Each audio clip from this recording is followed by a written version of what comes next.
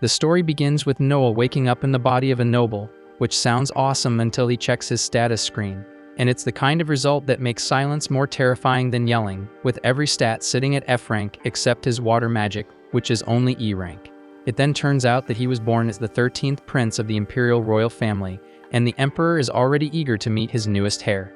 And after learning that Noah's strongest magical affinity is water, the emperor casually decides that his first birthday gift will be a territory, the region of Almeria, home to a large population of the Water Clan. And the moment those words leave his mouth, Noah's E-rank water magic suddenly changes to E+S. Moments later, the emperor asks to see Noah's stats, and Noah starts sweating because with numbers like his, he's expecting to get yeeted straight into the palace trash can. But somehow, when the screen shows up, his water stat has skyrocketed from a pathetic E to a shiny double S rank. Everything else was still bottom of the barrel F, but nobody cared anymore. A literal baby had just set the record for the highest water affinity they'd ever seen, so that alone was enough for the emperor to take a strong liking to him. Turns out, the reason Noah's water magic skyrocketed was because of the fief gifted to him by his old man. Though oddly enough, on his private stat screen, it still showed as E+S. As for his other boosted stats, those apparently came from his maids, and he still has no clue why, but the more servants he's got, the stronger he gets. And as for his level, it's still stuck at 1, but it's got no cap, so it's only a matter of time before he breaks the system. For now though, he's stuck being a weakling with potential. During breakfast, one of his maids, Evelyn, walked in and let him know that his brothers were here. Not just any brothers either, but the 1st and 4th princes. Now in theory, sibling visits sound wholesome, but after 6 years in this world, Noah's already figured out these two are royal-level assholes, so he knows he needs to tread carefully. He made his way to the lounge and met them with the usual formalities. Then, the first Prince Albert suddenly announced that he had brought Noah a present. His servant carried it in, and the moment Noah laid eyes on the sword, his blood ran cold. That damn thing was cursed, and he could literally see tortured souls swirling around it. And of course, Albert knows damn well this thing is haunted, but he plays it off like it's just a nice gesture.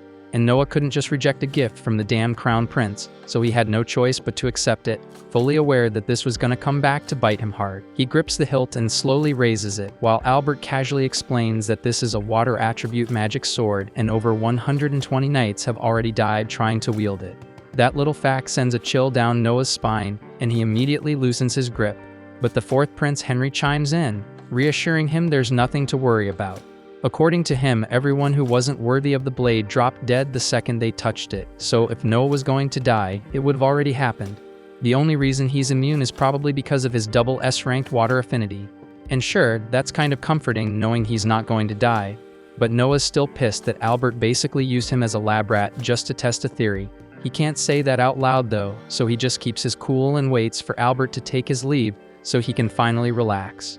Later that day, while walking through the corridor with his maid Zoe, Noah notices something's off. Her usual calm expression is gone, and she looks upset. He asks her what's wrong, but Zoe brushes it off, saying she's fine and doesn't want to trouble him with her problems, but Noah isn't buying it, and he firmly orders her to speak up, and she finally gives in. Zoe tells him she needs some time off to handle a family emergency. When he asks what kind, she explains that her hometown was hit by a flood, and her mother's farm got completely wiped out. So now her mom has no way to support herself. Zoe had been looking for ways to earn money quickly and was told her only real option would be working in the red light district. That's what she planned to do during her time off. But Noah cuts that thought off immediately because there's no way in hell he's letting that happen. He tells her he'll give her mother a job instead, and it just so happens he's been looking to hire a rear gate closer, and since Zoe's vouching for her, she'll earn 10 reen a month. Zoe blinks in disbelief and asks if he's being serious because 10 reen is way above the usual pay and she's never even heard of that job before. That's because Noah just made it up on the spot and it doesn't matter because it's his cash, and he'll use it how he damn well pleases. He also tells her he's got a spare house sitting on the outskirts of town so they can stay there rent-free. Zoe's been loyal to him since day one, so there's no way he's letting her throw herself into a life like that over some stupid flood. But speaking of that disaster, there's still one more thing he needs to take care of. He calls his butler Dylan and gives a direct order.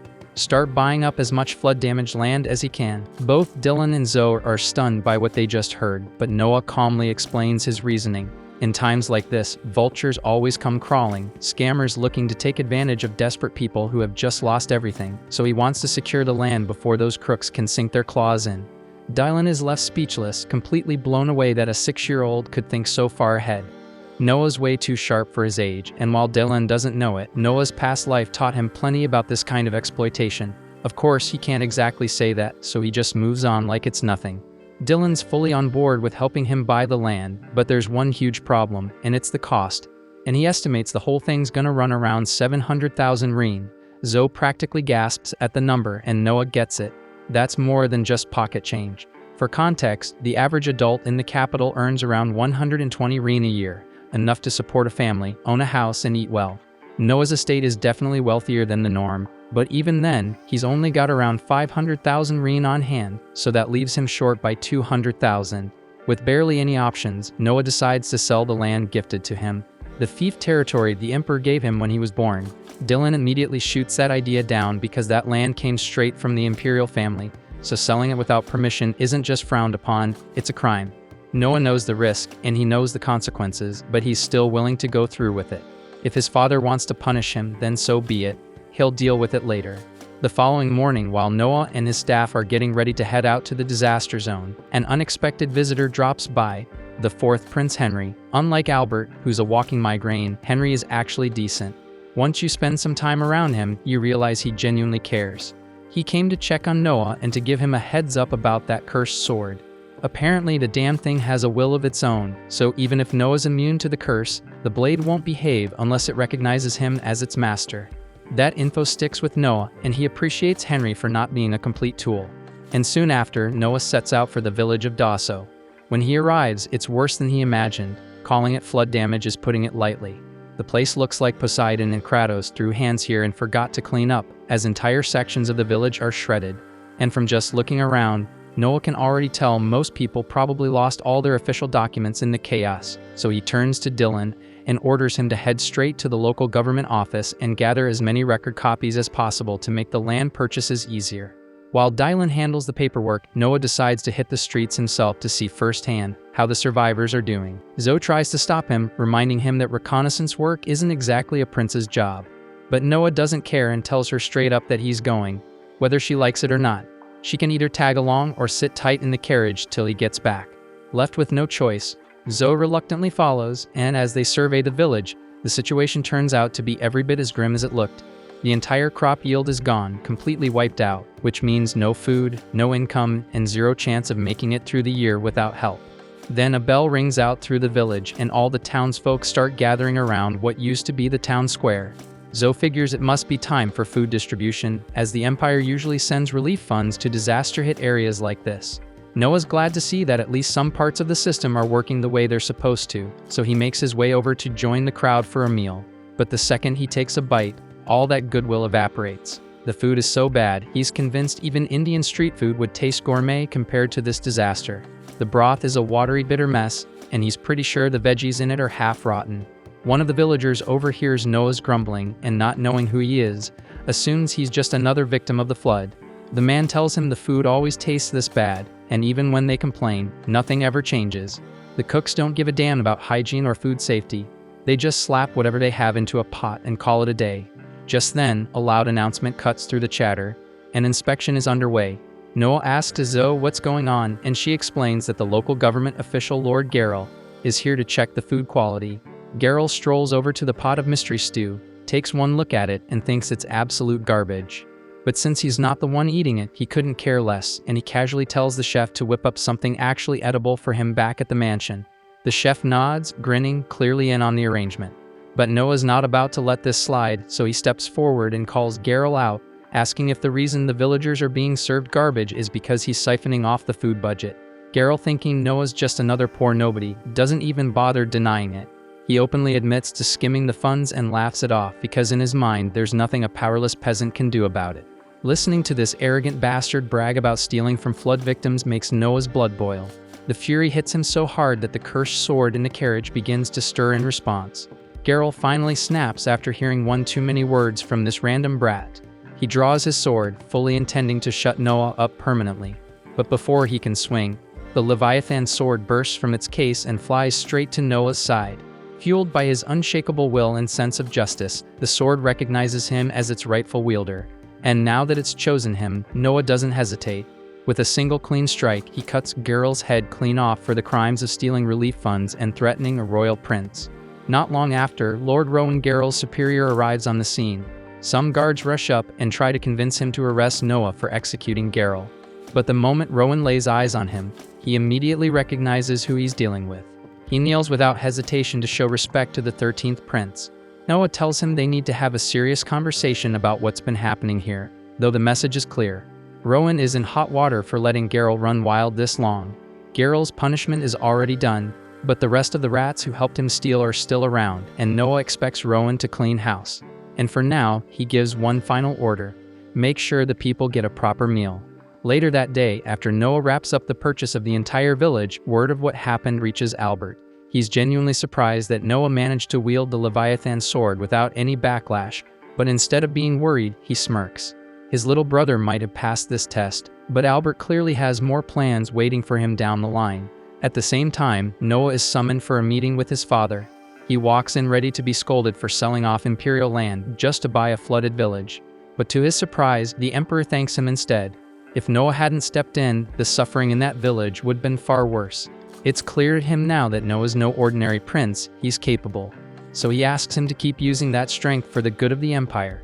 And Noah cheerfully accepts the request without hesitation. The following day, Noah strolls down the quieter stretch of Raid Street, heading toward a small, out-of-the-way diner. Lately, there's been talk around town about a certain street performer drawing attention there, and he's curious enough to see what the buzz is about.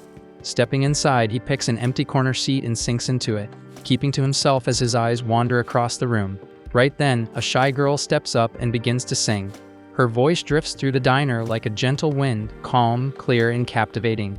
And the moment he hears her, Noah instantly knows that she has to be Alice, the singer everyone's been talking about.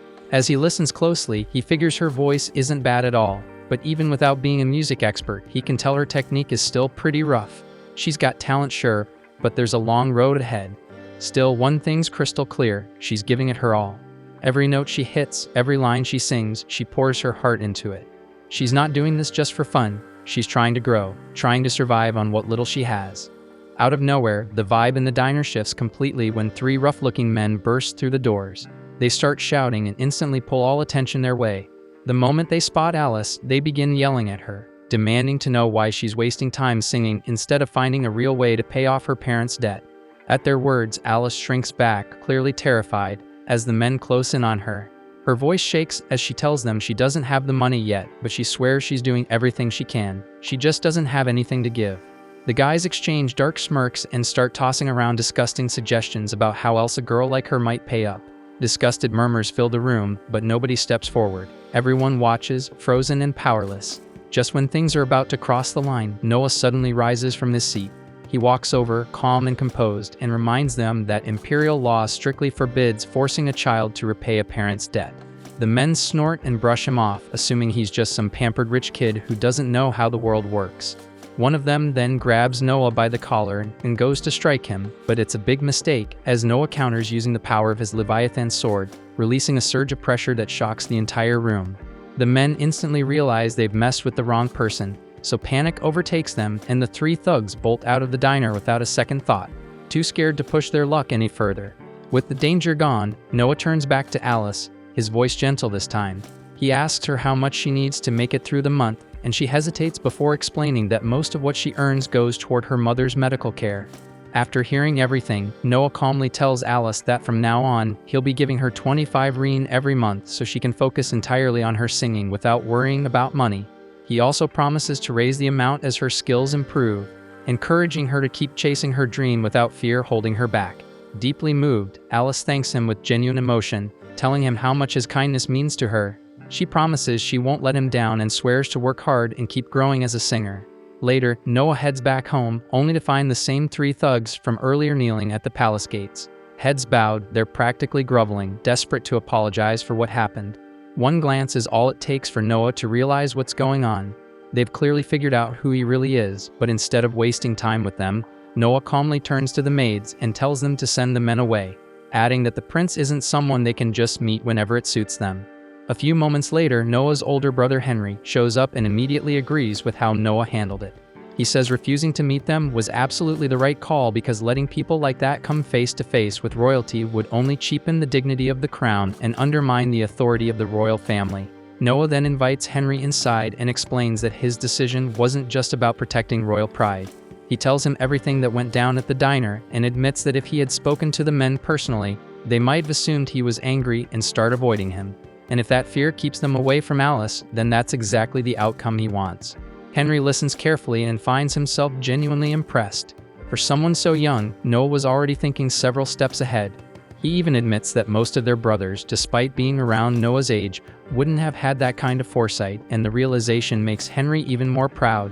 Henry then brings up the Leviathan sword and asks if the rumors are true that Noah has actually mastered it. Noah confirms it's true and says he was only able to do it thanks to the advice Henry gave him earlier. And to demonstrate it, he casually summons the Leviathan sword right in front of him, making it appear as if it materialized out of nowhere. Henry stares in disbelief because he didn't even know the Leviathan sword could do something like that. Noah explains that the blade didn't actually appear from thin air. It had been hidden beneath his sleeve the whole time, compact and dormant, until it expanded at his command. The sword itself had a will, and it was the one that taught him how to use the ability. Henry admits he had no idea that was even possible and praises Noah for discovering it on his own. Afterward, outside the palace walls, the same three men from earlier are still lingering around, clearly waiting for another chance to confront Noah. The moment one of them spots him approaching, he suddenly lunges forward to attack. But Noah doesn't even flinch, and with a calm expression, he releases just a sliver of the Leviathan sword's power. The shift in pressure is instant, and the man recoils in pure terror and immediately starts begging for forgiveness. Watching the entire scene unfold, Henry turns to Noah, puzzled, and asks what he just did, and Noah casually replies that he simply used a bit of the sword's aura to intimidate them. That same evening, Noah receives an invitation to attend a royal ball, and as he steps into the grand hall, all eyes turn to him, and the moment he enters, the room erupts into applause. Standing beside him, a nobleman named Radok notices the object strapped to Noah's waist and points it out. Noah confirms it's exactly what it looks like, a Leviathan sword personally gifted to him by the Crown Prince. The moment those words leave his mouth, the entire hall falls into stunned silence, followed by a collective gasp. Everyone there recognizes the Leviathan as one of the kingdom's greatest relics, a weapon so powerful that even seasoned warriors fear it due to how uncontrollable it's rumored to be. One skeptical guest speaks up, suggesting the sword must be a fake, maybe just a ceremonial replica. Without saying a word, Noah releases a faint ripple of its power into the air. The effect is immediate, and a heavy pressure crashes down on the room, forcing several guests to shrink back in fear. The moment Noah pulls the energy back in, the room falls into a stunned silence once again, and no one questions it after that. It's clear the weapon is real, and even more shocking, Noah has complete control over it. For the rest of the night, nobles begin lining up one after another, each hoping to make a good impression. They greet him with careful words and respectful gestures, each one calling it an honor just to stand in his presence. Noah listens to every introduction with composed grace, replying politely to each guest. Eventually, the next pair in line steps forward, Byron Allen, head of the powerful Allen Company, and his daughter Cindy. Noah studies them closely as they approach, and after watching for just a moment, he picks up on something unusual. He realizes right away that Cindy isn't Byron's biological daughter, she's adopted. More than that, it becomes obvious to him that Cindy was once a slave. The clue lies in her eyes, that careful, guarded look, always scanning the room, quietly bracing herself. It's a look Noah knows well, the look of someone who's lived in chains and never stopped watching their backs. Byron is left speechless that Noah managed to figure all that out just by looking at her. Stunned, he drops to one knee and admits everything. He explains that Cindy was originally a slave he purchased, but after seeing how sharp and quick-witted she was, he made the choice to adopt her as his daughter. Hearing that puts a genuine smile on Noah's face. He always enjoyed stories where someone's life took a turn for the better. Moved, Noah invites both Byron and Cindy to visit his estate sometime soon, saying he'd love to hear more about Cindy's past in detail. Byron bows respectfully and agrees, saying it would be his honor. After exchanging farewells, the two politely excuse themselves from the party. The following day, Noah's strolling casually through town when he unexpectedly bumps into his brother Oscar, who also happens to be the kingdom's 8th prince. After a bit of light conversation, Oscar suggests they go on a treasure hunt together, saying he's got nothing else planned for the day. Noah agrees, and the two set off toward a place called Cobalt Street. Though Noah's never been there before, he's heard plenty about it. Supposedly, it's packed with rare antiques from all over the Empire. Oscar, however, points out that the place is just as infamous for being swarmed with fakes. Spotting a genuine item among the junk is seen as a basic test of skill for any proper noble. They end up spending hours browsing through shops and stands, but nothing really stands out. Eventually, Oscar sighs and suggests they give up and head home. Just then, Noah's eyes land on an old book tucked away in a dusty corner. Something about it pulls him in, so he decides to buy it. Oscar leans in for a closer look and suddenly freezes. His eyes widen as he realizes what Noah's holding. The Grimoire of Andrea, the legendary mage. Oscar is convinced it's authentic, and if so, depending on the contents, the book could easily be worth 1,000 rein. He stares at Noah in disbelief and asks how he knew the book was the real deal. But truth be told, Noah had no clue. The only reason he bought it was because the second his fingers touched the cover, he got a plus added to his win stat, and that odd reaction was enough to make him think the book was worth something. Out of nowhere, a wild idea hits Noah, so he pulls out the Leviathan sword and carefully channels a bit of its energy straight into the grimoire. And within seconds, the book jolts violently, slips out of his hands, crashes to the ground, and flips open by itself. One of the spell pages glows ominously, and something dark and ancient is triggered. Before they know it, the forbidden tome unleashes the sealed soul of the legendary sorcerer right in front of them. Oscar's eyes go wide with horror. He instantly realizes how serious this is and yells for Noah to get the hell out of there. But instead of running, Noah plants his feet, lifts the Leviathan, and without flinching, slashes straight through the incoming spirit with a single brutal swing. The blow cleaves through the sorcerer's soul, erasing it completely in one strike. As the danger fades, Noah glances at his status window and sees something new. His win skill just jumped to SS rank. The sudden upgrade catches him off guard, but he doesn't sit on it. He quickly checks on Oscar, who's still frozen in disbelief. The prince can't wrap his head around what just happened. One moment they were standing in front of a book, and the next, Noah had wiped out a legendary soul like it was nothing. He keeps asking himself how Noah managed to grow this powerful so fast, and how he knew exactly what to do. Before the dust even settles, a man steps forward and kneels respectfully before them. He introduces himself as Alan, the owner of a nearby antique shop. After witnessing what Noah just pulled off, Alan says he feels it's only right to show him something he's been holding on to for years, something he believes might actually be a real treasure, and he politely asks them to come with him. Once inside the shop, Alan pulls out an odd-looking ring and sets it down carefully. He explains that this ring is said to only reveal its true nature when its destined owner shows up. Dozens have tried to activate it, but not once has it responded. Noah raises an eyebrow, thinking it's probably just another dud, but Alan immediately insists otherwise.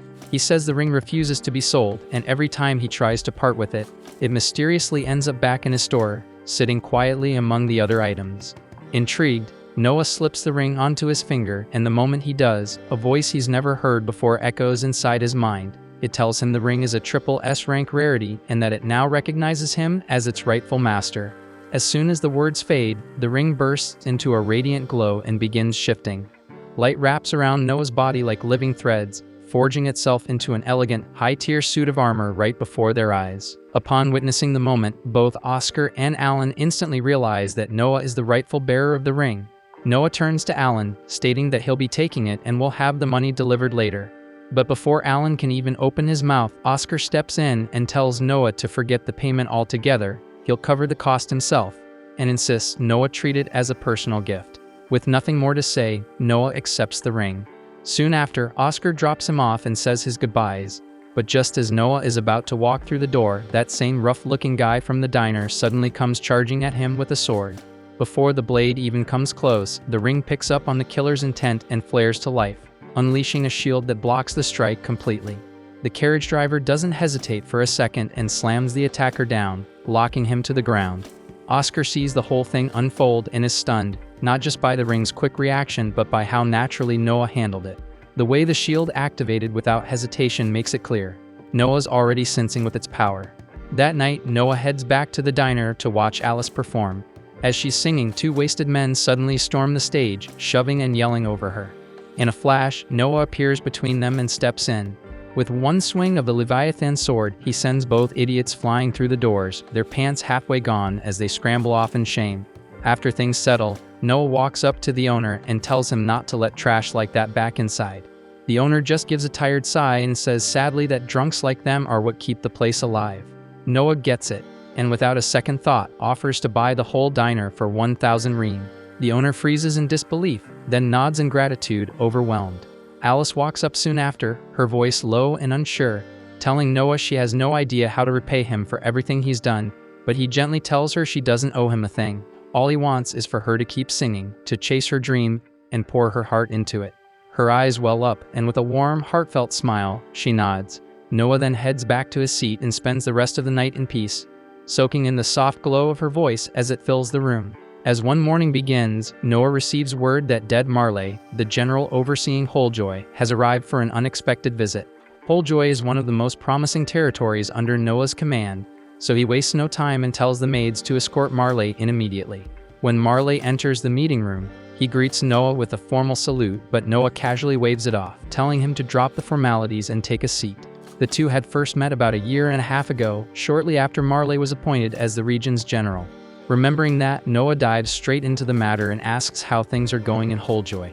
He hasn't forgotten that Marley was entrusted with an imperial directive to manage flood control in the area, and judging by the heavy look on Marley's face, things clearly aren't looking good. Wholejoy is a rich agricultural zone that runs alongside a curving river, great for crops, but a total pain when it floods, which it does from time to time. That's exactly why the Emperor ordered financial support for disaster prevention. But Marley admits he hasn't been able to get anything off the ground, and the biggest roadblock is the finance minister, who keeps coming up with lame excuses to delay releasing the funds. The second Noah hears that, his mood darkens. It reeks of corruption and mishandling of public funds, and he's not about to let that slide. Without missing a beat, he tells Marley to tag along because they're going to have a little face-to-face with the minister himself. A short while later, Noah shows up for lunch with the finance minister, and the guy turns out to be every bit as bloated and slimy as Noah imagined. The man tries buttering him up with some empty compliments, but Noah shuts it down fast and asks why the hell he hasn't handed over the money Marley needs to fix Wholejoy's flooding issue. The minister stays calm and claims he's got a valid reason, but before he can even spit it out, Noah cuts him off and warns him not to think he can talk down to him just because he looks young. Last he checked, treating a royal with disrespect was still punishable by death. That gets the minister squirming a bit, so he hurries to explain that after last year's flood, the Emperor was kind enough to give Wholejoy a tax break, so he figured they could just use the money they saved to handle this year's flood situation. Noah stares at him like he's gone insane. That might just be the dumbest excuse he's heard in all 6 years of living in this world. He flat out asks the man if he thinks he's talking to an idiot. The tax exemption was clearly given because Wholejoy couldn't afford to pay anything in the first place, so to act like they've got extra funds lying around now is just a slap in the face to Noah's intelligence. The minister instantly realizes he's knee-deep in trouble, so he scrambles to come up with another excuse. Then he blurts out that the reason he can't release the flood funds is because he needs them for the Emperor. He clearly thinks dropping the Emperor's name will shut Noah up for good, and his excuse is that the Emperor's getting old and wants to build a royal villa for him to relax in. That's the final straw for Noah, so he stares the man down and tells him he's just committed a serious crime. Not only did he dare to call the Emperor an old man, but he also used the Emperor's name to justify embezzlement, and worst of all, his excuse boiled down to, sure that territory's underwater, but we've got to build a fancy house. It's the dumbest thing Noah's ever heard. The minister instantly drops to his knees and starts begging for forgiveness, knowing full well he screwed up beyond saving. But Noah tells him flat out that if he doesn't want the Emperor to hear every word of this disaster, he better cough up the money. The man takes off in a panic, desperate to fix his mistake before it costs him his head. With that mess taken care of, Marley finally breathes a sigh of relief and thanks Noah for stepping in. He also apologizes for dragging him into the middle of such a headache, but admits there was no way he could deal with the finance minister on his own. As Noah gets ready to head back, a messenger suddenly rushes in with news. The Emperor has requested a meeting with him. Noah is startled because it's not often his father calls him out of the blue like this, so whatever it is, it must be serious. So without wasting a second, he makes his way to the Imperial Palace. Once he arrives, Noah greets his father, but the Emperor tells him there's no need for all the formality. First things first, he congratulates Noah on how well he handled the finance minister. Noah's a little stunned that the Emperor already knows about something that happened barely moments ago, but then he's reminded, knowledge is power, and when you're the Emperor, your information network is second to none. Noah humbly accepts the praise but says he only did what he believed was right. Even so, the Emperor is clearly impressed. He tells Noah it's no small thing for a 6-year-old to see through deception so easily. And to top it off, he also heard about how Noah mastered the power of Leviathan in such a short time, which is especially impressive given how dangerously dark that sword's magic really is. Noah knows exactly how dangerous Leviathan really is because if he hadn't intervened back at the party, that sword would wiped out every last person there without hesitation. But even with all that insane power, Noah still hasn't properly learned how to wield a blade. That's why the Emperor decided to assign him a personal instructor. Not just anyone either, this is Damien Noble, the Empire's undefeated champion and the greatest swordsman alive. The Emperor wants Noah to absorb everything he can from him, and Noah agrees to the arrangement. But before any formal training begins, Damien suggests they have a little friendly duel first. The Emperor raises an eyebrow, thinking that's a bit unfair since Noah's never been trained in sword combat. But Damien reassures him that it's just a light test to gauge Noah's raw potential. Eventually, the Emperor gives the go-ahead, so Damien lifts his sword and tells Noah to attack however he likes. Without hesitation, Noah grabs Leviathan and charges straight in. As the fight begins, Noah suddenly feels the instincts and battle experience of Leviathan's previous wielder flooding into him, and his swordsmanship gets sharper by the second. Blow after blow, he holds his own, and soon, he and Damien lock blades in a clash of raw force. Just when Damien thinks he's gained the upper hand, Noah flicks his sword upward with perfect precision, disarming the Empire's greatest warrior on the spot. Both Damien and the Emperor are left stunned, as Noah has already reached the level of a sword master, so there's simply nothing left for anyone to teach him. The Emperor is left speechless, watching his 6-year-old son take down a legend in real combat. Still, he can't help but feel a wave of pride. As a reward for such an insane achievement, he offers Noah the role of head judge for this year's Knight Selection exam, and Noah's genuinely honored to take on the responsibility. The Knight Selection is a massive annual tournament where warriors from across the world gather to prove their strength. Inside the Empire, military power is everything. The top fighters from regional qualifiers all meet in the capital for a final showdown, and whoever wins earns the title of Knight. Once they're officially knighted, their first mission is to serve directly under the head judge. And since Noah's power increases whenever he gains a skilled subordinate, he's more than eager to see how it all plays out. The tournament is usually structured as either a round-robin or single elimination, but Noah's already got a different idea for how things should go this year. He asks the Emperor for permission to scrap the regional qualifiers altogether and host the entire tournament in the capital because he wants to witness every battle with his own eyes, and he refuses to let any promising candidates get tossed aside just because he's not there to stop it. The Emperor grants full permission, telling him to run it however he sees fit. And with that, Noah gets straight to work putting his new plan into action. Back at his place, Noah casually asks Zoe if her home village ever sends anyone to compete in the Knight Selection exam. She says they do, but usually just one person, and that's only so the village can hope someone makes a name for them. Noah lets her know that he's decided to eliminate the regional preliminaries altogether, which means her village can send as many people as they like. Zoe's glad to hear it, but says there's still a huge problem. The reason they only send one candidate isn't just about odds, it's money. They simply can't afford the cost of travel and staying in the capital for the duration of the exam.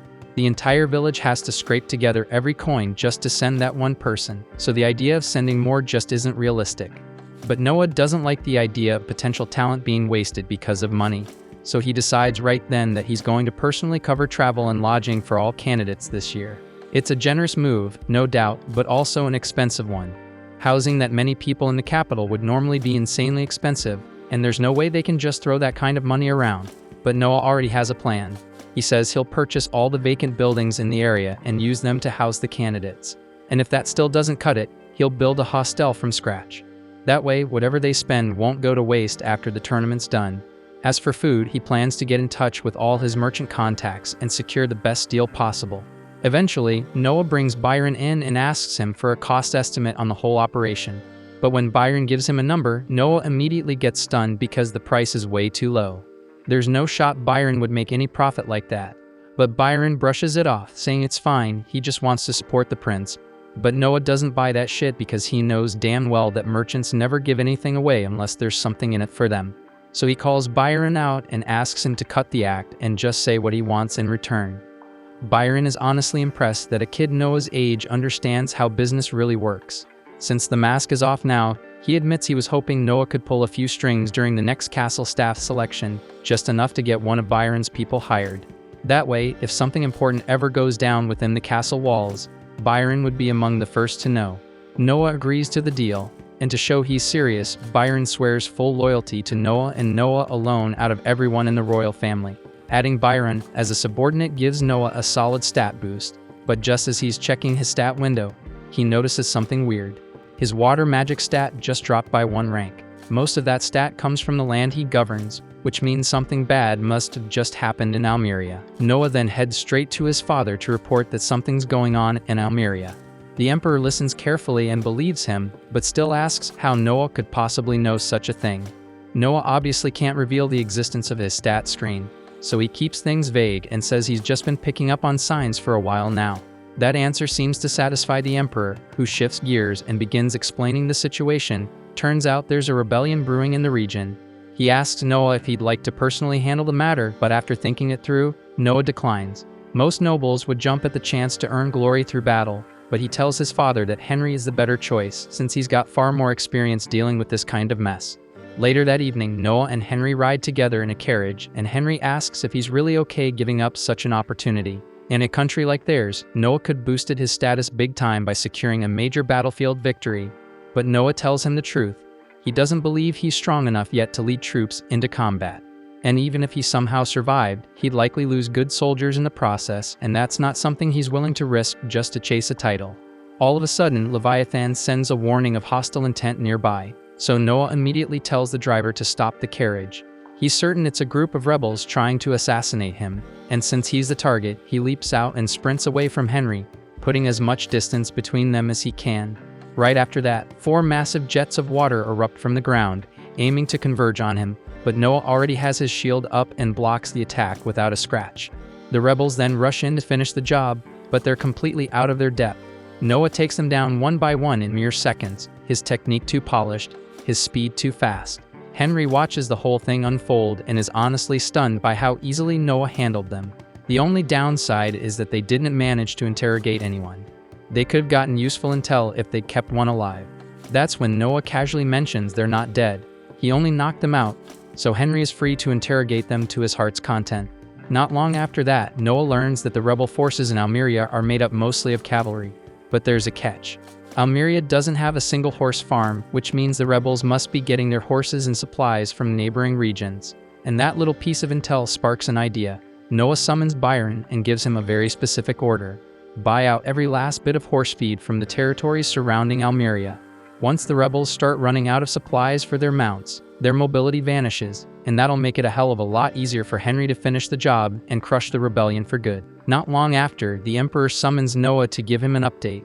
He says his men interrogated the assassins and actually managed to get something out of them. Apparently, their goal wasn't to kill Noah. They were trying to kidnap him and use him as leverage. But Noah isn't buying it. He flat out tells his father that any hitman who cracks this fast is probably just feeding them bullshit. The Emperor, amused and a little proud, notes how sharp Noah is for his age. Still, he reassures him that they've got ways of telling when someone's lying. Noah doesn't care to ask what kind of methods those are, but he's not exactly into torture, so he just lets it slide. Then the Emperor switches gears, giving Noah credit for acting fast and crushing the rebel threat before things got out of hand. He's especially impressed that Noah had the foresight to target the enemy's horses. That catches Noah off guard because he only told Alan to start buying horse feed a few minutes ago, and somehow his dad already knows about it. But the Emperor keeps going, saying that while starvation is a common strategy, one even the Crown Prince Albert wanted to use to humiliate the rebels, but Noah went a step further. Instead of just starving the men, he cut their power by focusing on their horses. And what's even better, he used his own allowance to fund the move. With a proud smile, the Emperor pats him on the shoulder, telling him he's not just smart, he's got the guts to act fast when it matters, and that kind of decisiveness isn't common. Noah feels a weird sense of pride bubbling up inside him, maybe a little too much pride, like he's enjoying this praise way more than he should. But the Emperor doesn't stop there. As a reward for his sharp thinking, he gives Noah the right to add a sword to his personal crest. That might not sound like much, but in a warrior kingdom like theirs, it's a huge deal.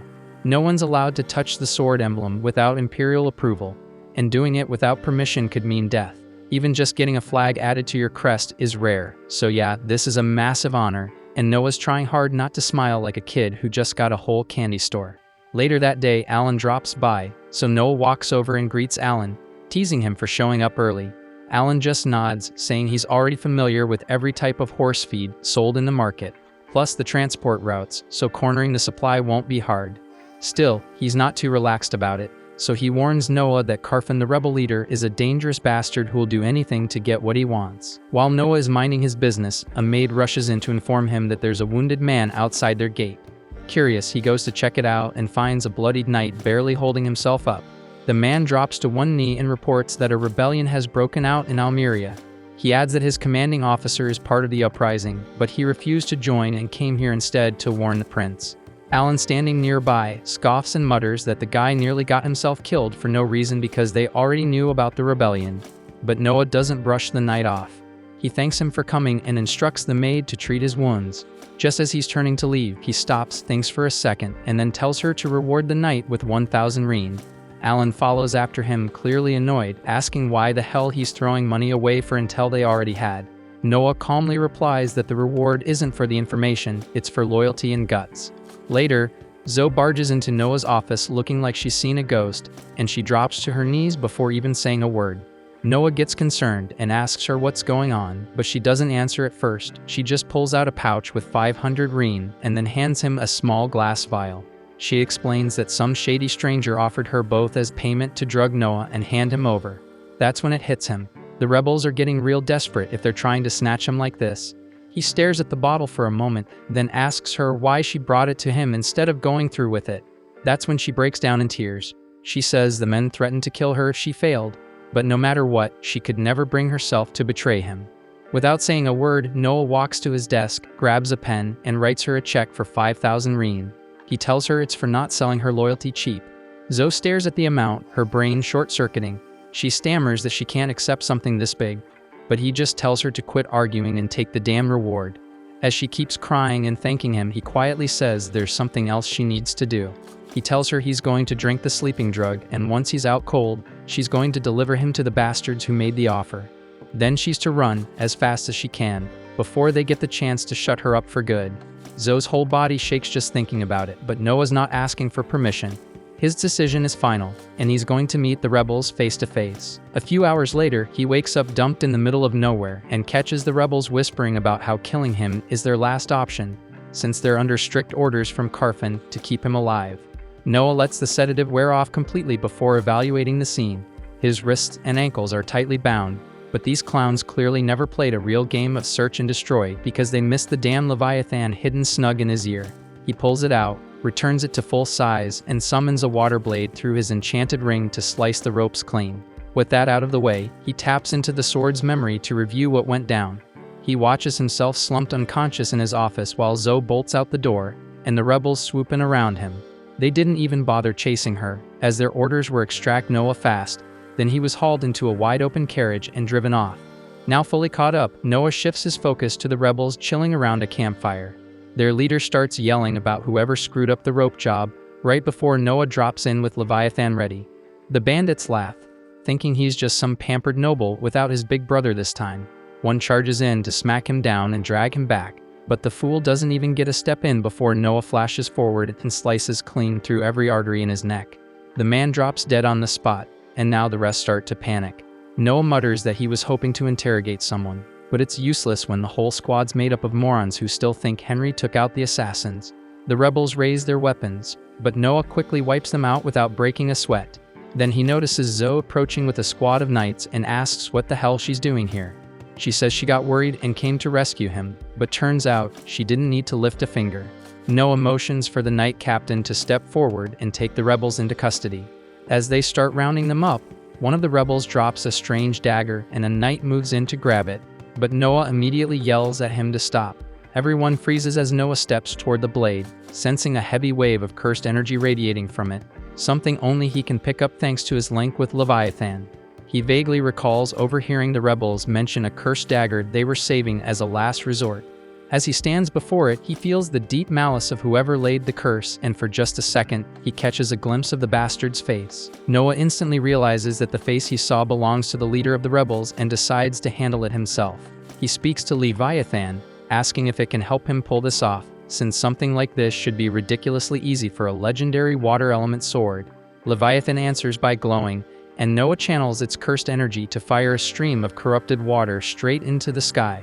the cursed torrent shoots far above the clouds and across half the empire, eventually reaching Carfin and striking him directly. The following morning, the Emperor summons Noah once more and kneels down to his height, patting his shoulders in praise for the unbelievable feat he just pulled off. Reports say the rebel leader was found dead with a clean hole drilled straight through the center of his forehead, clearly made by a jet of water. And the Emperor knows there is no one else who could have done that except Noah. Noah confirms it, explaining that he used the hatred embedded in the cursed dagger to lock onto the rebel leader, then landed a no-scope headshot from hundreds of miles away. With their leader gone, crushing the remaining rebels becomes an easy job for Henry, and before long, everyone involved is captured. Later, a massive assembly is then called to decide their punishment, and the Emperor orders the culprits to be drawn and quartered. The crowd is pleased with the sentence, but Noah steps forward and respectfully kneels before the Emperor, telling him that he should not do that. The entire hall freezes at his words, especially the Emperor, who asks what he is talking about. Noah explains that punishment must follow the law, and there is no provision for quartering anyone. According to the law, the rebel leaders are to be split in half, while the rest are sent to forced labor camps, and Noah insists that this is how it should be handled. The Emperor asks how he could possibly refuse the most brutal death for those who dared rebel in his own territory. Noah calmly replies that if the Emperor breaks the law, it would damage his reputation and undermine the people's trust. Everyone is left speechless by that answer, but the Emperor ultimately agrees with Noah. He says they will follow the law, then adds that the criminals should still receive the harshest punishment the law allows, without any compassion. Noah has no objections, so the Emperor turns to the Prime Minister and orders him to see that everything is carried out to the letter of the law. The entire court bursts into applause, showering Noah with praise for daring to correct the Emperor so boldly, and for doing it with logic and respect. So they start hailing him as a future legend. Even the Emperor can't hide how proud he is, clearly moved by the fact that Noah had the guts to stand up to him for the right reasons. After thinking it over for a moment, he decides to reward Noah with a title. He says that while any of his children might challenge him, it's rare to see someone do it not out of pride, but out of principle. That's why he grants Noah the title of the Wise Prince, and the change immediately updates in Noah's status window. The Emperor even jokes that if Noah had been born 10 years earlier, things might turned out differently. He doesn't outright say Noah would have been a contender for the throne, but the implication hangs thick in the air. The court erupts into cheers after that comment, and the Emperor shifts the topic by asking Noah how preparations are going for the upcoming knight selection exam. Noah politely requests permission to explain his plans later, and the Emperor agrees to hear them after court is adjourned. Later, they head to the palace gardens near a fountain. Noah relaxes with a cup of tea while 4 servants surround him holding buckets of water, and at his signal, they all try to splash him at once, but he calmly activates the shield in his ring, stopping every drop from touching him. The Emperor raises an eyebrow, not fully grasping what he just saw, so Noah explains. During the selection exam, he's going to ask each participant to attack him the same way, and he'll judge their skills based on how close they get to hitting him. The Emperor is clearly impressed with the unorthodox approach, though he expresses concern that it could be dangerous. Noah, confident as ever, says he'll personally handle anyone strong enough to break through, and once again, the Emperor is blown away by his boldness and innovation. Later that night, the Emperor sits in the throne room alongside the Prime Minister, who questions whether it was wise to make that public remark about Noah being born too late. The Emperor simply laughs, saying he meant every word. Noah is something else entirely. Still, there's a flicker of unease in his eyes as he mentions Leviathan. Its true power is still sealed, and that's no small thing. He quietly gives an order to bring out a special treasure, murmuring that Leviathan's full strength is never meant to be unleashed, but maybe Noah is the one who can handle it. The night of the selection exam finally arrives, drawing in crowds from even the farthest corners of the empire. Commoners, nobles, and onlookers alike flood the capital to witness the next generation of knights prove their worth. But this year's turnout is massive for one reason. Word had gotten out that the legendary Wise Prince, Noah, would be one of the judges. With that kind of name attached, everyone wanted a front row seat. Noah, unfazed by the excitement, sits calmly on stage, sipping tea like it's just another day. He's already decided to use his enchanted defense ring to gauge the candidates, and right on cue, one of them boldly charges at him without warning. The ring flares to life, casting a barrier that absorbs the hit with ease. The attacker swings again and again, trying to break through with sheer force, but the shield doesn't budge an inch, causing him to sword break. The crowd watches in awe, and whispers ripple through the stands that this is the power of the Wise Prince. From his private balcony above, the Emperor watches with amusement, noting that this year's test is already shaping up to be far more exciting than the last. Still, flash and spectacle aside, the point of the exam is to find true knights, and he's curious who Noah will end up picking. By the time the sun begins to set, another candidate is throwing everything he has at Noah, hurling flames with all the magic he's got left. Noah casually conjures a barrier, letting the fire dance harmlessly in front of him. The candidate drops to his knees, completely drained, and realizes he's just not good enough. Noah agrees silently that none of the participants so far have stood out, and he's starting to lose hope for a surprise. Then comes the final candidate of the day, and Noah barely pays her any mind until she steps up. A blonde girl, calm and focused, strikes with her blade. The defense shield kicks in as usual, but to everyone's shock, she doesn't back down. With one clean, powerful push, she shatters the shield and actually manages to cut him.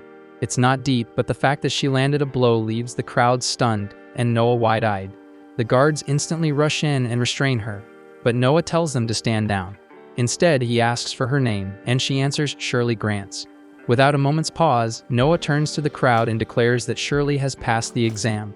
The announcement hits like a thunderclap because she's the only one all day to pass. The guards are stunned, struggling to understand why Noah would accept someone who just wounded him, but that only makes the spectators admire him even more. They begin shouting his name in praise, calling him a noble and generous ruler. Noah leads Shirley into his estate, and as she drops to one knee before him, her mind races with dread over what sort of penalty might await her for injuring him during the test. Hurting royalty, even by mistake, is no small thing.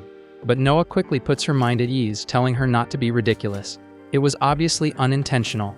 He gives a faint smile, then unexpectedly tells her to strike him with that same move again.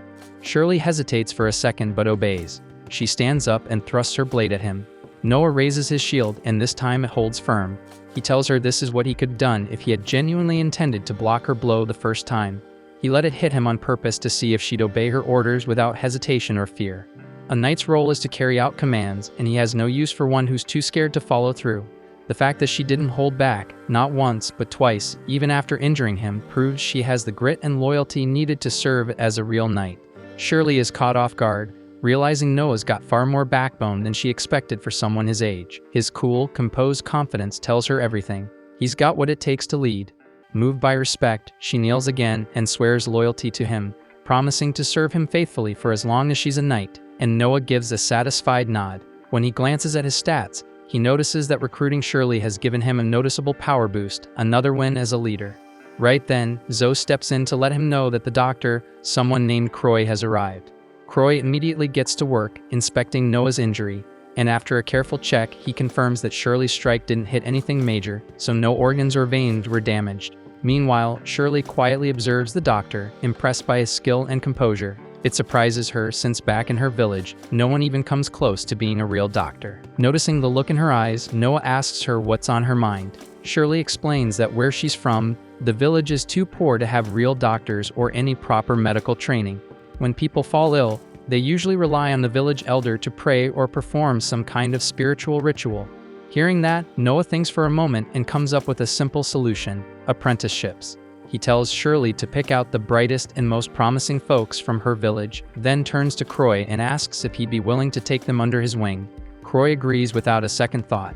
Noah then tells Shirley not to worry about the cost. He'll take care of everything. Overcome with gratitude, Shirley gives him a deep, respectful bow and thanks him from the heart. That night, Shirley stays at the mansion and wakes up the next morning fueled with resolve. She gets into her armor and makes her way downstairs. As she passes through the corridors, she overhears two maids whispering about who Noah might marry in the future. The chatter stops her for a second, but Zoe quickly cuts in and says it's way too early for that kind of talk. After all, Noah is only 6. But another maid named Renee rolls her eyes and tells Zoe not to be so innocent since every other prince had already tied the knot by the age of 15. And Zoe doesn't react much, keeping her composure. Rena picks up on that and immediately jumps to conclusions, thinking Zoe must secretly be in love with Noah and probably wants to marry him herself. Especially since Zoe's been studying magic non-stop lately, Rena assumes it's all for him. Zoe flushes a little but quickly brushes it off, saying it's not about romance or marriage. She just wants to be useful to him because of everything he's done for her. With that, she hurries off, leaving Rena to stew in her own theories, and Shirley just silently watches wide-eyed as Zoe walks away. At the same time, the night recruitment results are in, and Noah is handed the final report. The head knight praises his choices and thanks him for his insight, saying that thanks to him, only the finest candidates made it through.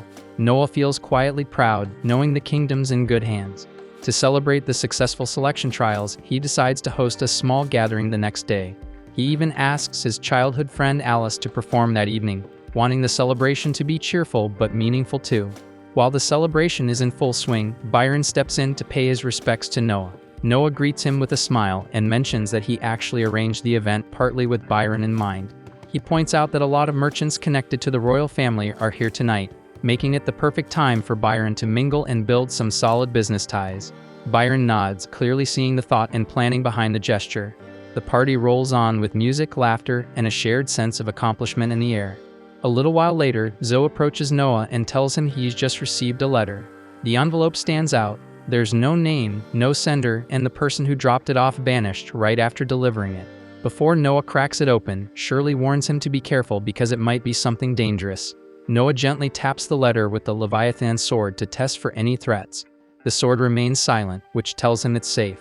He unfolds it and finds a warning inside, one that hints at suspicious activity brewing among what's left of the Almeria rebels.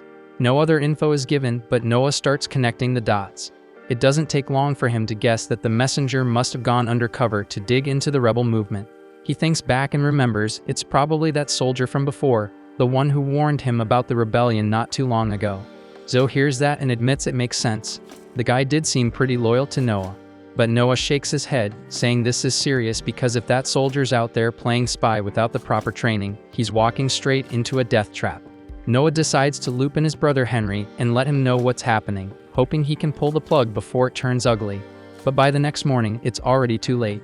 News comes in that the soldier was found out and tortured. The only silver lining is that Henry's squad managed to rescue him just in time.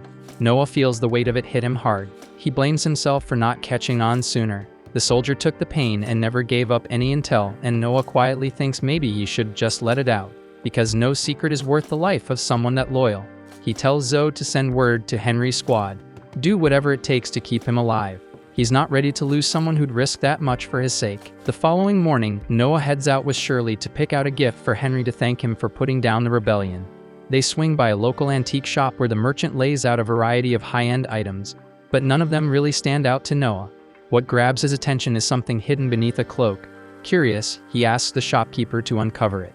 The merchant praises Noah's sharp instincts, then removes the cloth, revealing a stunning glass statue of a goddess. It's the work of a renowned artisan named Lindsay, and only 2 of them were ever made. Noah studies the piece for a moment, then calmly says he'll buy it and hands over 10,000 rein. But just as the deal's about to close, his brother Oscar walks in and freezes when he sees the statue. Turns out Oscar owns the other one and has been searching high and low for this second piece to complete his collection, but Noah's already claimed it. Without missing a beat, Noah steps toward the sculpture and smashes it. The room falls silent as the rare, priceless art crumbles into shards. Then Noah turns to the merchant and tells him the money will still be delivered. Oscar instantly figures out what just happened. With one destroyed, the remaining piece becomes a one-of-a-kind, making his statue that much more valuable. Oscar laughs, shaking his head, and admits the move was brilliant, exactly the kind of wild thinking he's come to expect from Noah. Outside the shop, Noah notices Shirley looking thoughtful and asks what's on her mind. She admits the plan was genius, but she didn't expect him to wreck something so rare. Noah responds that the statue wasn't the real prize. It was just glass, but what truly matters are people, those who give everything they've got, who stay loyal even when it's hard, and that's the kind of treasure he values. Shirley's heart swells with pride. She now understands that Noah isn't just a leader, he's the kind of person legends talk about, and without hesitation she swears to follow him for the rest of her life. Noah simply says he plans to keep collecting treasures like her.